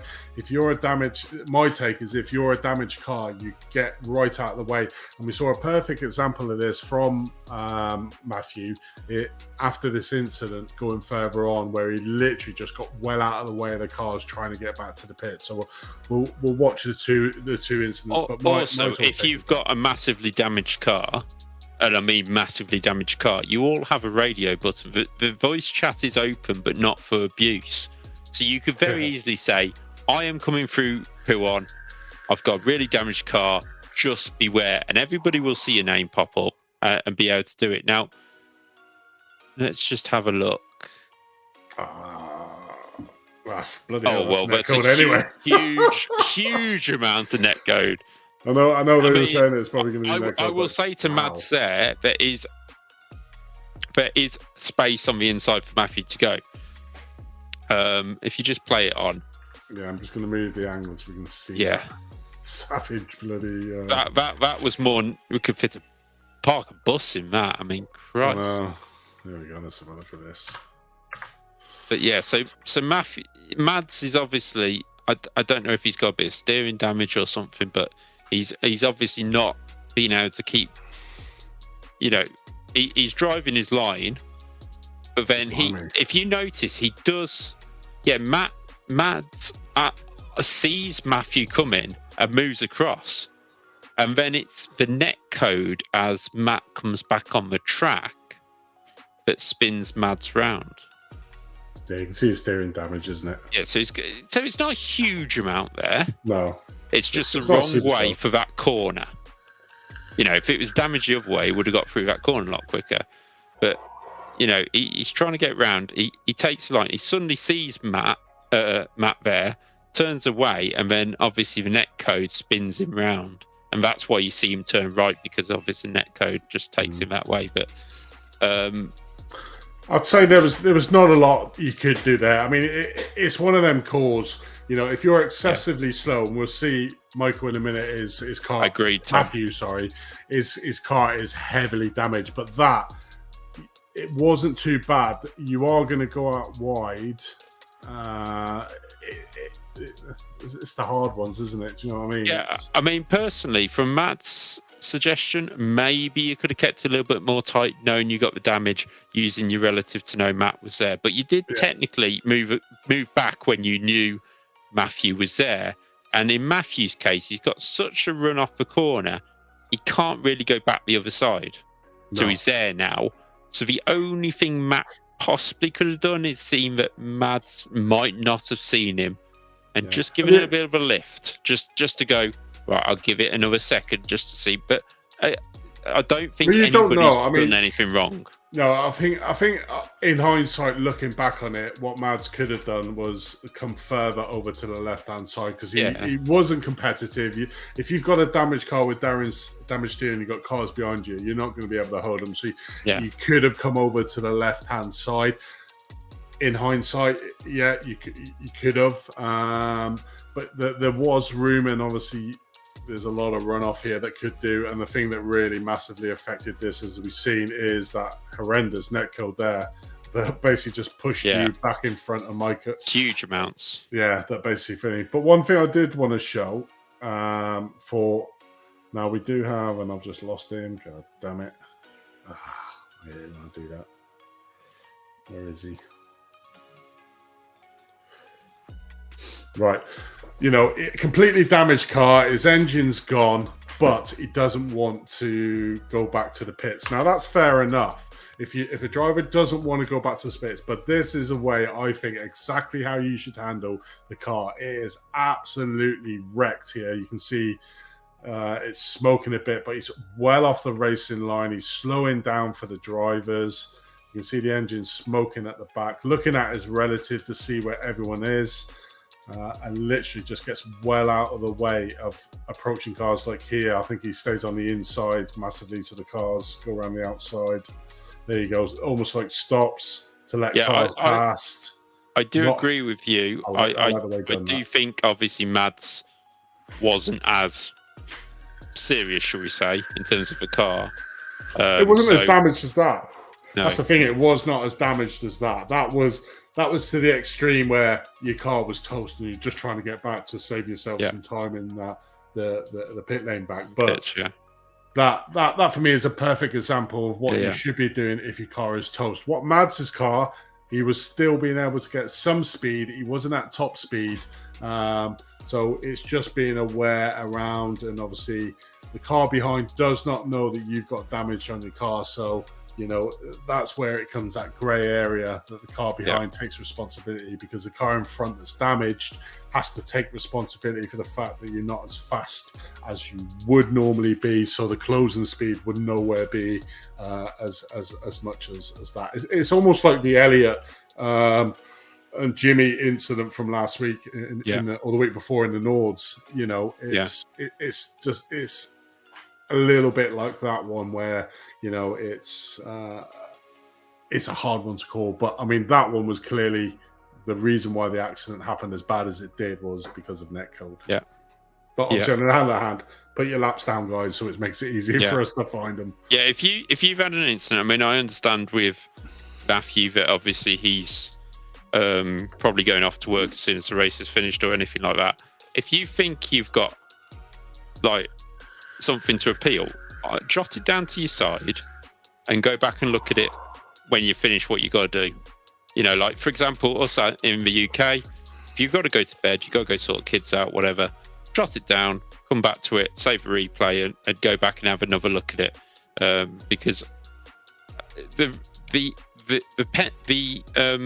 unless we say it's on a Tuesday, then you can bring in these things anytime up until the podcast, because it'll come up on the sheet.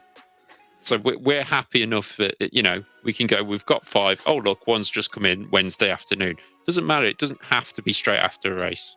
Don't say that. The rules are the rules. 24 hours after. Oh, is it 24 hours? Apologies. Yes. I didn't know that. Yes, read the rules, Mr. Well, Whitehouse. Still 24 hours. You don't have to do it. Yeah, straight you don't have to do it straight away. You can always kind of play. It's always the worst time to do it straight away anyway because you're angry. You know me, I don't know rules. No, we know that. But you I throw these stuff out, Dave, and it's like, what? Read the rules, Whitehouse. Yeah. Okay. Yeah. Next up, anyway. Next up, we have Daniel Slater with Matthew Gerard, lap 32. What's he said? Bus stop chicane. Matthew spins and is sideways in the bus stop chicane. I'm showing caution, but decides to go by because he's almost stationary. Then he decides to roll on so that I hit him. Okay, so this is lap 32. So I want to be on 33 and reverse back. Is it? No. Okay.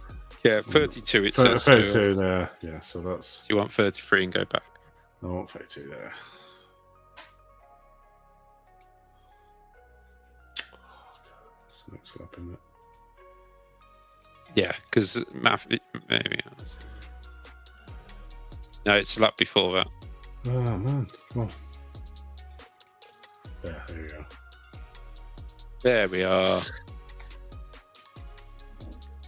Yeah, chase. Mess with little cameras now, haven't I? Far chase. Oh, there you go.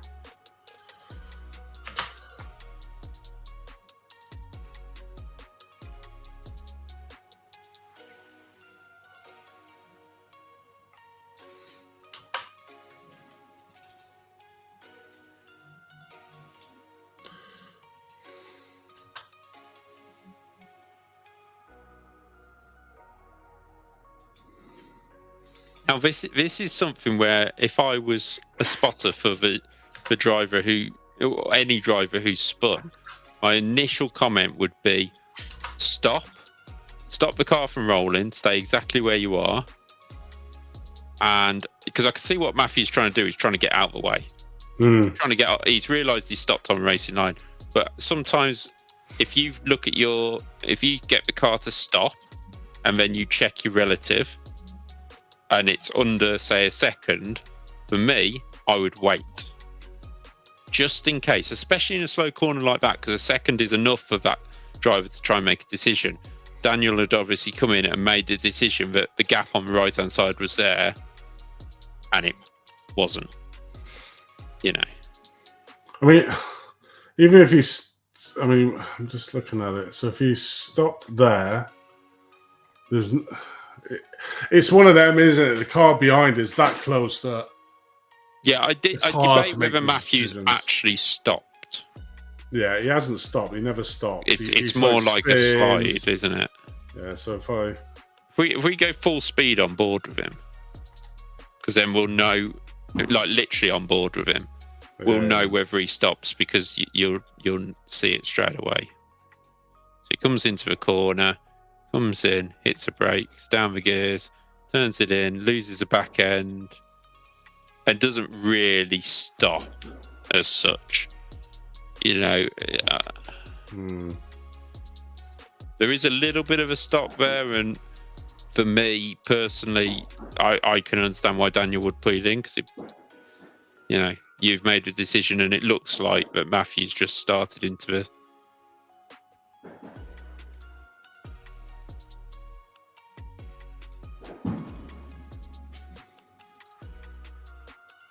Daniel comes in, turns the corner, sees the car spun out.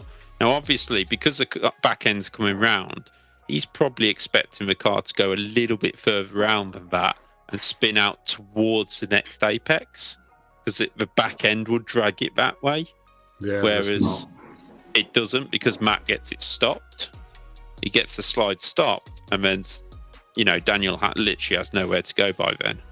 I mean, it's lucky it's a slow corner that Daniel could have stopped. I mean, there was a bit of net code there. You saw when any contact was made, but there's no damage caused to sort of either car. I mean, the distance between the two drivers, I mean, it's not like it's... Yeah, you're not going to get a yellow flag. Close. No, it's you not. You won't get a yellow flag, though. That's the thing. So you just got to go off your own view of it. I mean, it's not. I mean, the distance is it's got to be over a second between the two drivers there. So, I mean, stupid. You can't play it without this stupid ball. You can. You've just got to press a certain. Is it 9 on you if you've got an extra pad type thing? But, so, I mean, he was just trying to. I think he was just trying to get out of the way, personally. He is, yeah, but obviously Daniel has committed to, because, the gap was he there. Doesn't when stop. He doesn't. in. It's like you said. He doesn't stop. I mean, if he stopped, stopped there for a bit and then carried on right in front of you, I would say, that's an unsafe rejoin.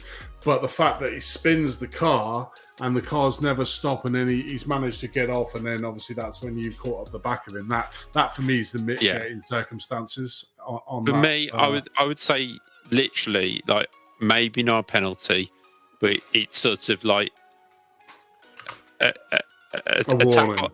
A tap on the nose if your dog's done something wrong. Tap. I'm not going to go to New Zealand and tap Matt on the nose because it's a hell of a flight to go do that. But sort of like, just be wary, Matt, please, when you're rejoining. If you know there's a car not too far behind, which your relative will tell you, just be aware. Just think, if that was me coming around the corner, would I want myself to be moving or would I not? And actually, I've learnt this in some officials. I've done it a couple of times where I've stopped on a racing line like that, and I've been like, "Oh, quick, get out of the way! This car's coming," and then ended up actually, especially in open wheelers, taking people out of the race. So you've not done it as harshly because it's not a quick corner or anything like that, and it's not single seaters.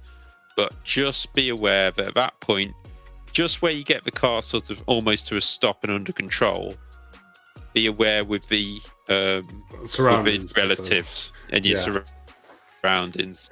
If it doesn't stop. There's no damage caused to Daniel's car, so I think I agree with you there. It's a slap on the wrist. Yeah. Now, as Tom's barbecue continues. If something like that takes the following car out of the race, would there be a penalty if it happened in future? Yeah, possibly. The mitigating circumstances, it's really slow. There's no damage. This is what we said at the start of the season. Every incident is different. Yeah. And this is what I was saying before we actually started replays of the penalties. We have a set of rules, but the rules, however rigid you make them, however hard-nosed line, whatever you're saying is, you make them, there is different things. And, it's not, we don't go, oh, well, you both bashed into each other in Eau Rouge, and the consequence is he crashed, but he didn't.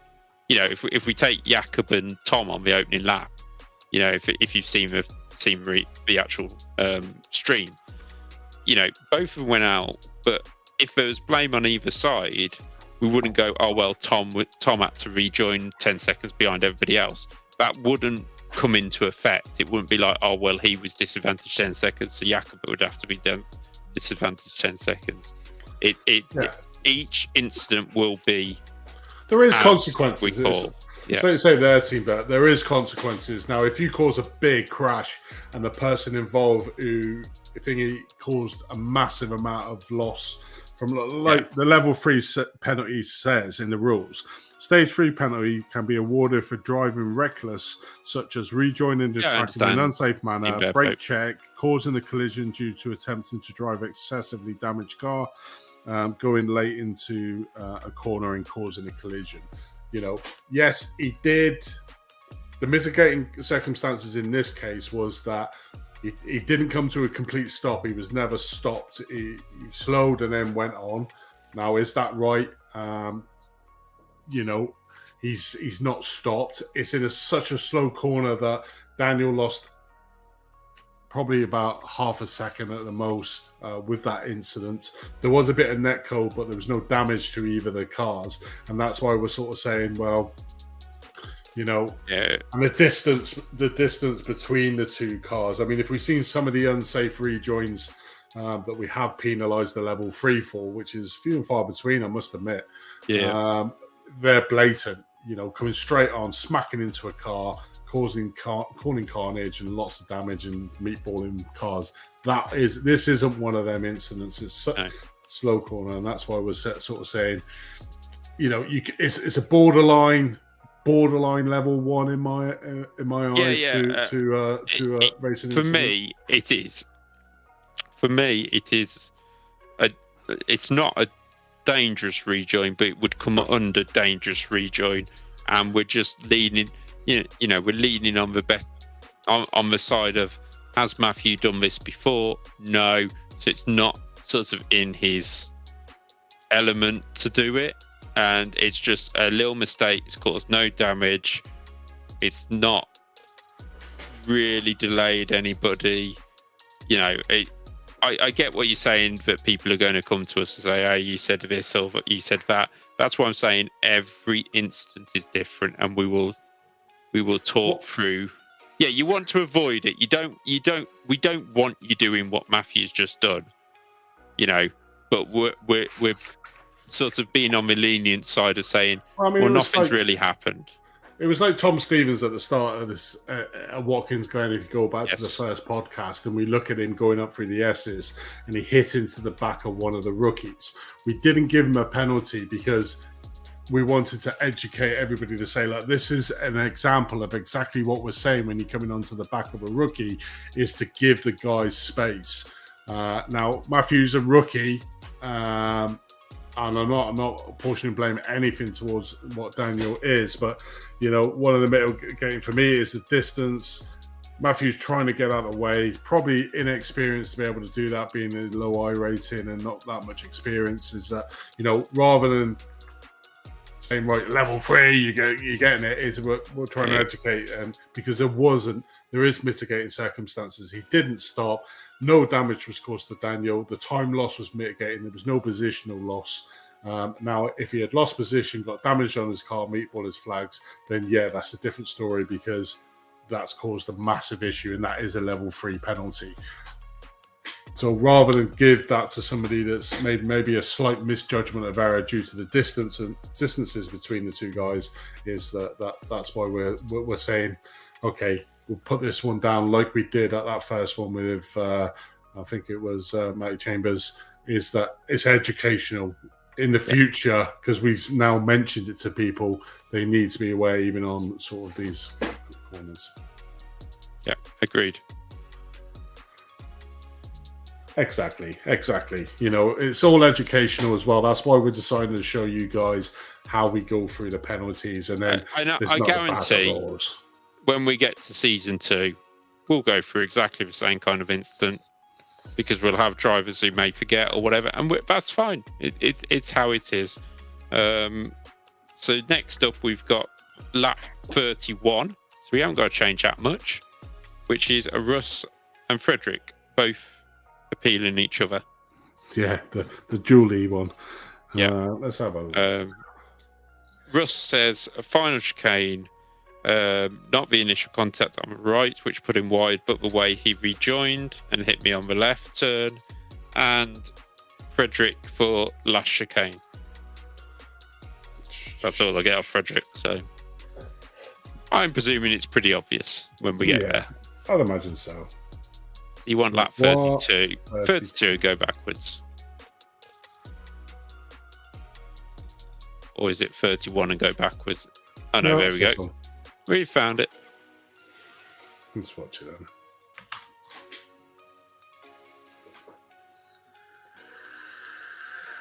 It goes around the outside. Russell misses Breaky's point. Whoa. Okay. Right. Right. Well, there's going to be 2 situations here, so we'll go with the Russell one first, because that's into the chicane. So I will say, I mean, let's look at the whole incident. To me, Frederick is too far back. It looks like he makes a real lunge on the outside. If you look here now, the speed is very similar. Obviously, goes into the bus stop, brakes really hard. He is going to make the corner, but the thing is, he's got a car on his inside that he needs to give space, and then does do a really poor rejoin. For the if you go back to the first part of it, I get where you're coming from with the moves late, but Russell does break a hell of a lot earlier than him. And then when they come side by side, I think obviously he believes because Russell has broke so much earlier than he has, he believes Russell's going to keep it on the apex, but Russell is quite far off the apex, sort of his mid-track. But then the rejoin's already decided. I'm sorry, the rejoin's already decided. But you should have abandoned left there and lived to fight another day. The rejoin, and then it's just where we go with the Russell one. Suspect tyres are an issue here. Yeah, I mean, he may have took fresh tyres. Yeah. Frederick may have had fresh tyres, but the second part is a penalty. You got to take that into account, because if you've got fresher tyres, you've got to make sure that move does. If you look at here, there's no. I mean, Russ is ahead. That even now, Russ is ahead, and then he's behind him. So he to me, it's. Could we go on board with Russ in the first bit?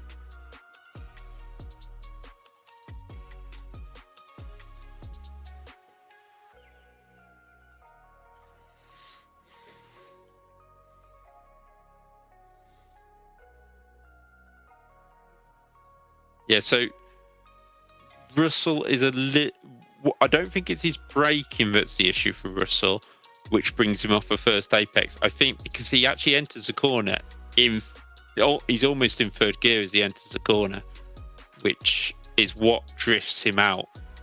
So just as he turns, you'll see he's still on third gear there, and you want to be down to second, and that's what drifts him out into Frederick. But then obviously the rejoin is, as I say, that's already decided in my book.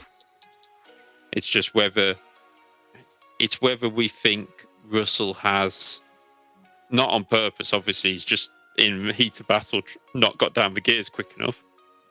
Whether that is a forcing a driver wide as such under the rules. I personally, I think it's not. I think if Frederick hadn't rejoined the way he had and cut across the chicane, then we may have actually been talking about has Russell forced the driver wide, if you get what I mean.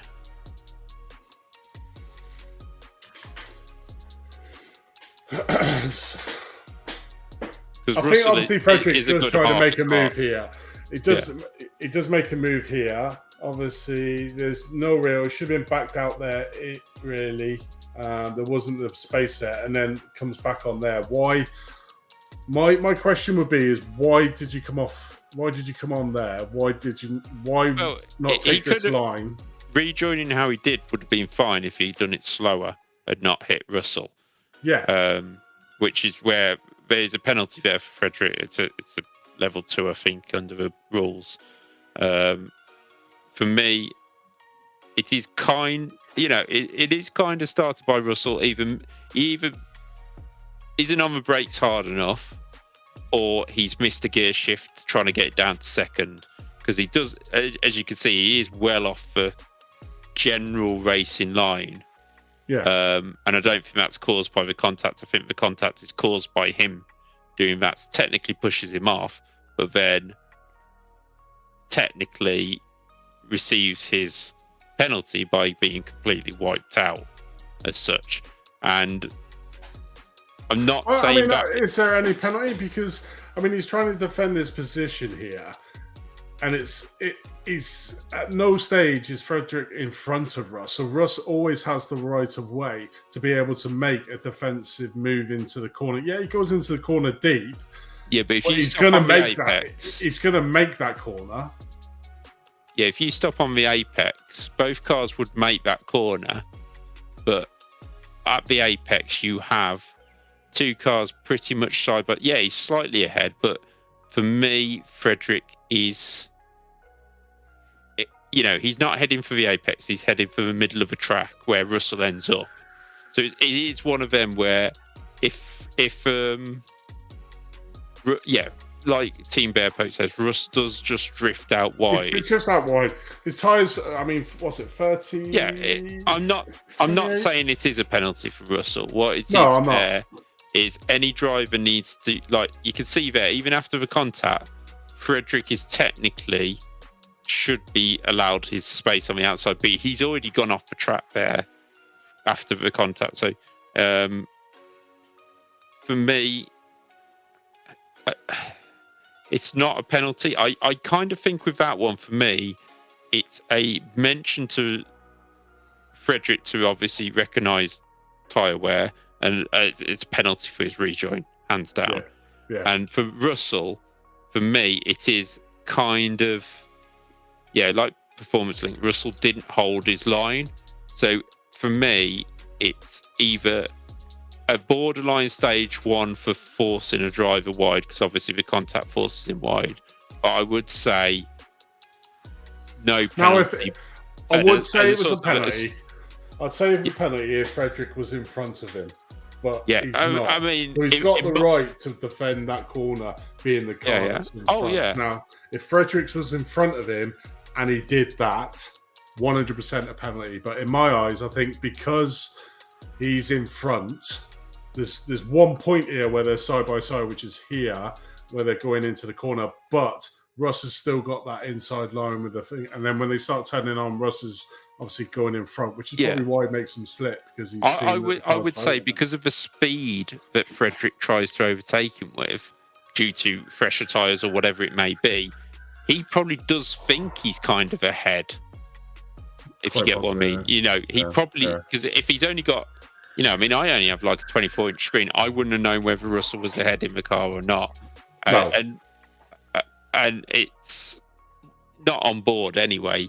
You can see there the screen. Not from Russell, from Frederick. If I was turning in, I wouldn't quite know if I was ahead of Russell or not. So you wouldn't be expecting Russell to drift out wide.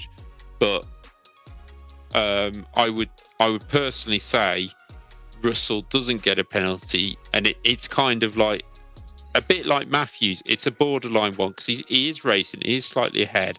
It's just obviously from this stage you can see there is somebody going around the outside, and be aware that obviously if you're on older tyres and that person is trying to make a move like that, then there is that space on the outside. Like, he's got full lock on. He's just took a little bit too much speed in there in terms of keeping it to two cars. But like I said, by the time he turns into the second one, it's hands down a dangerous rejoin. Yeah. There was no. I mean, I know why he didn't go off wide, because you can get a slowdown penalty for going that way. So I understand why he came back on, but the problem is he came back on and sideswiped Ross off the track and lost him time on track. It's the Lewis Hamilton fleet Kimi Räikkönen 2008 debate. Yeah, Kimi Räikkönen and Lewis Hamilton. But Frederick would have been Lewis. He turned left and then had to give the place back. Now, I understand why, but that is just down to experience of going, right, I've lost this battle. I'm going to get back onto, I'm going to just get through the corner, and then I'll live to fight another day against Russell here. And that's what Lewis did all them years ago. And, but that is what you would call a dangerous rejoin, because obviously you've took Russell out. To me, that's a level 2, and for me right now, I would say Russell, just be careful of your heater battle. You've took a little bit more speed. You haven't got down the gears quick enough, as we could see, and technically forced that little bit of running wide has forced Frederick into that position. But then Frederick's made a terrible decision in terms of what the situation was. Tom, I'm not sure, what view would you like to see of it? Sorry, Tom's just said, can we see the whole thing at full speed? I was just asking whether he wants an aerial view, or because obviously a different view is, there's no point being on board with one of the cars because you can't see anything. So aerial view, Tom.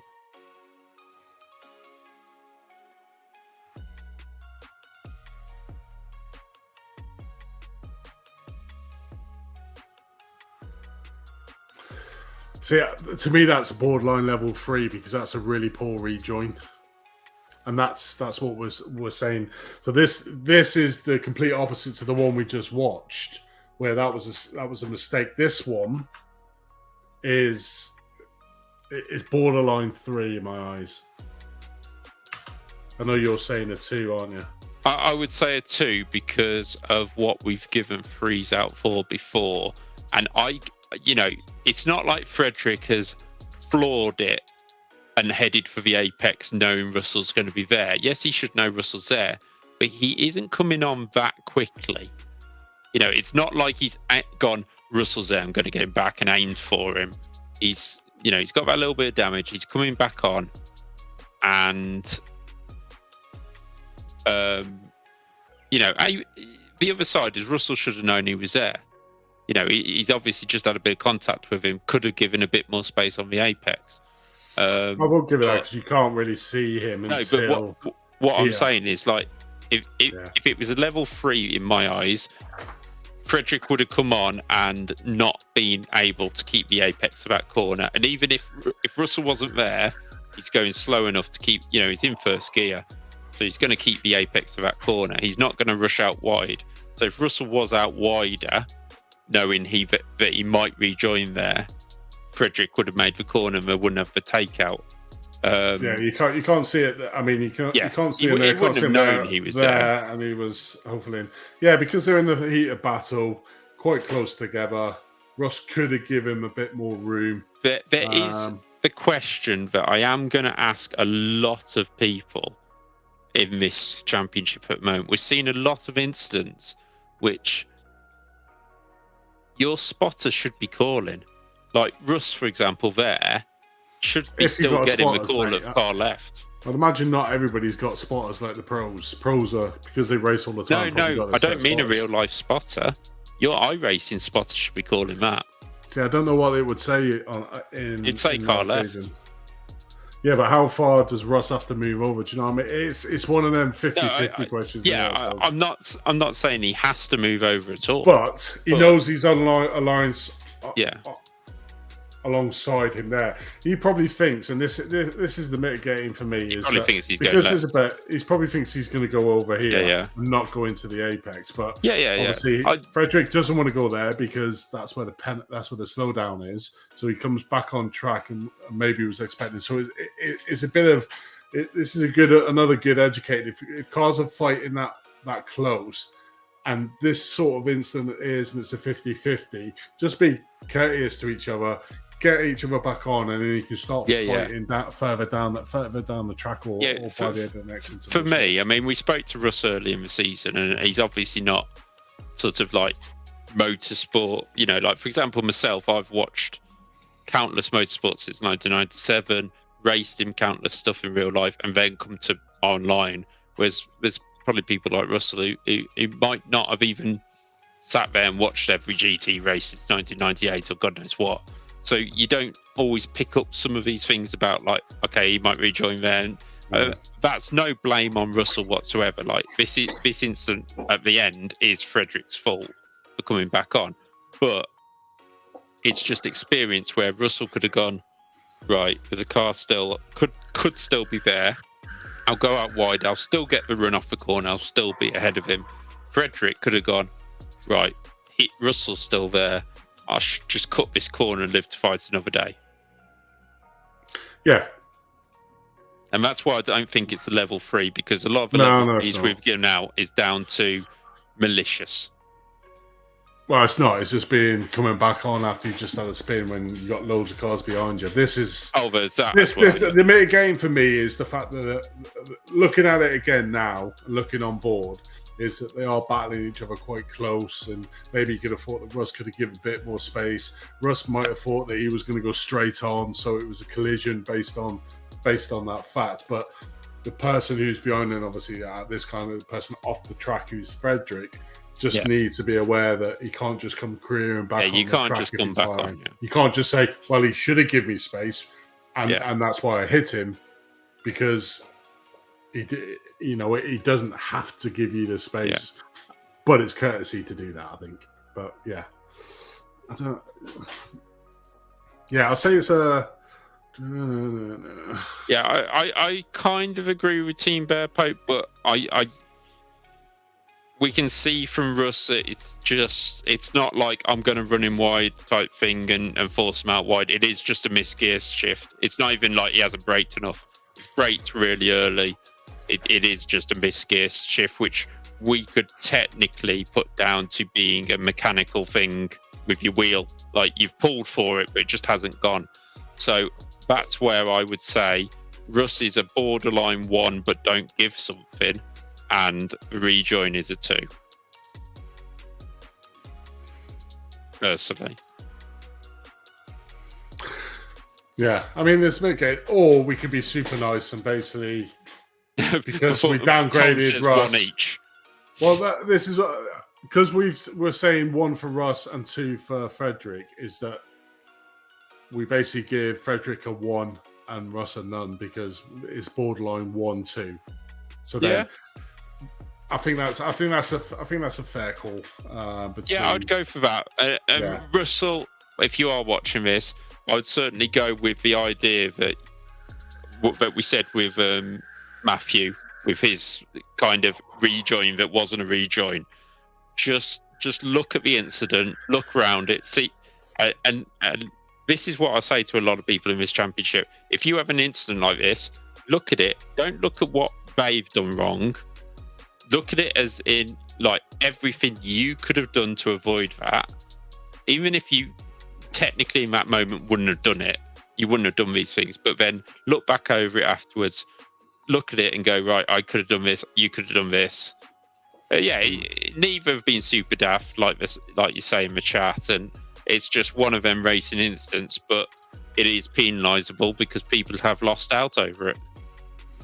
Yeah, the thing is, there is. Both of them haven't lost positions in their class. They lost positions out on track, but they've not lost. Yeah, you lost time. Yeah, they lost time. They didn't lose position in track, so that's why I think it's fair to say that Russ is a borderline level 1. Yeah. So what we'll say is we'll downgrade Fredericks from a 2 to a 1. Yeah. To be fair between the two drivers, is that Russ could have got a 1, he could have got 2. So it's like a point. It's like a 0.99 and a 1.99. Yeah, so that's literally what it is. So I'm happy with calling it that way. A level 1. Because like we said before with Matthew, we know Russ isn't there getting involved in incident week after week, which doesn't come into effect until you get to a borderline decision where you go, well, hang on a minute, Russ, we've seen you do this 5 times before, and we've had appeals about it 5 times before, so it's about time we really slam a hammer on you. It's not like that. We want to try to be fair to the drivers, but we also want to be fair to the ones that have been lost on now. We try and take every incident as its own merit. There are levels that we can look at, and we try to classify them within them levels of what we see on track. Now, there was a bit of both there, maybe borderline Russ. So, to be fair between the two drivers is. Just very quickly, I'm just flicking through it because obviously they're not. We don't take this into effect in terms of when we make decisions. But Russ Fowler and Frederick have only been involved in 1 incident each. Well, 2 incidents technically that have been reported. This and this, when they reported each other. So it's, their names do not come up anywhere else on it. Both normally clean drivers. It's just it's just an education. These are all educational as well, guys. Oh no, apologies. Frederick does come up on another, but that's not the point.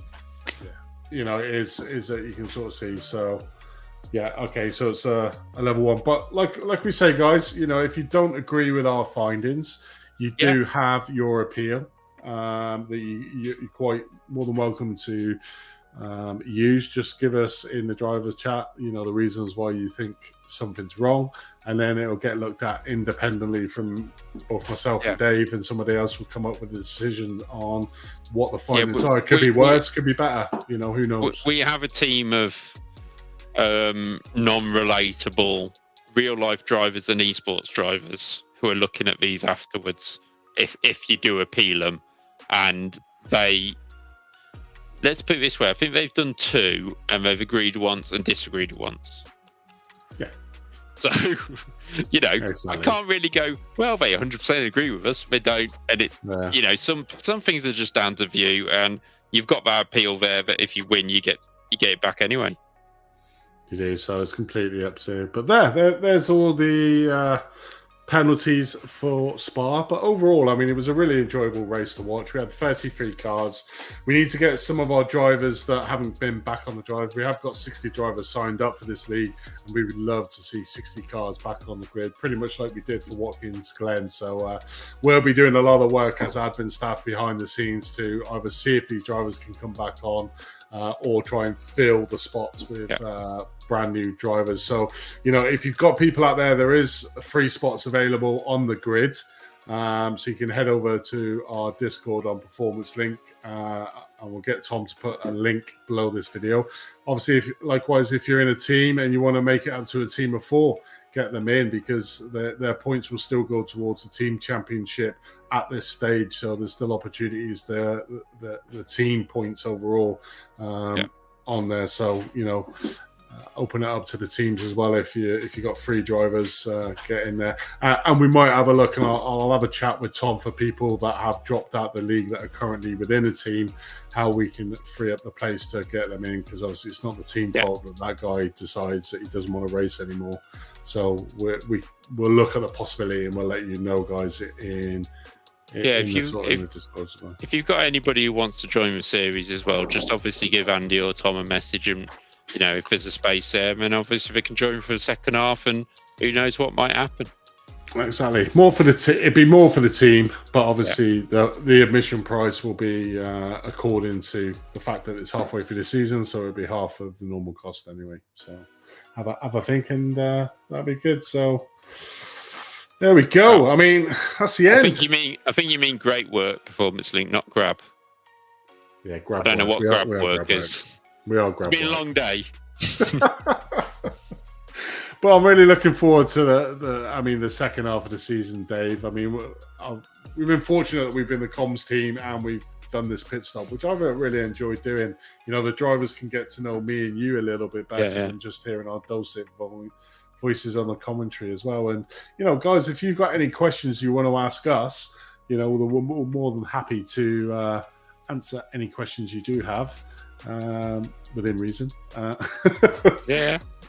we'll ask questions. We'll answer questions that you may have. But yeah, I mean, any rounds you particularly looking forward to in the second half, Dave? I can't think of any of the circuits I wouldn't like to be racing on, to be honest. We've got that good a calendar, but I think the final 3 will be interesting because it's completely different. We've got really short. I was going to call it the A1 ring. It's not the A1 ring now, it's the Red Bull ring. And then you've got Interlagos, which has a fast part and a twisty part. And then you've got Le Mans, which is like the longest circuit on the calendar, apart from the Nordschleife. So Slipstream Fest. Yeah, exactly. That's going to be quite entertaining all the way around. So, it's going to be a great end to the season. And if it's anything like the first half of the season, we're in for some great racing. Definitely. I mean, I think I'm looking forward to the next round at Fuji. I do actually love that track, and it's made for that 30-minute race that we're going to have. So I think that's going to be a really good action-packed round. But that is obviously in the first week in December. Then we have Suzuka after that, the second week, and then we got Daytona, our second night race of the season. So join us here live on Performance Link for the full race and commentary. And what's he saying? Still waiting for a round where we make your life difficult with nothing to talk about. Well, luckily, Canada, when we had the rain delay, we don't have to go bird watching on iRacing. So Well, we're good. We're good at chewing the fat anyway. I think me and Dave, we can talk Yeah. about anything. You know, we can I- probably it talk would about just birds. you know, please, if you want to come onto the interview, you know, Yeah, please let us come on. know, because I know we're getting to a stage where we're sort of going, oh, can somebody come on or whatever, you know, but we would like different people if we can as we go through them. There's 60 odd of you.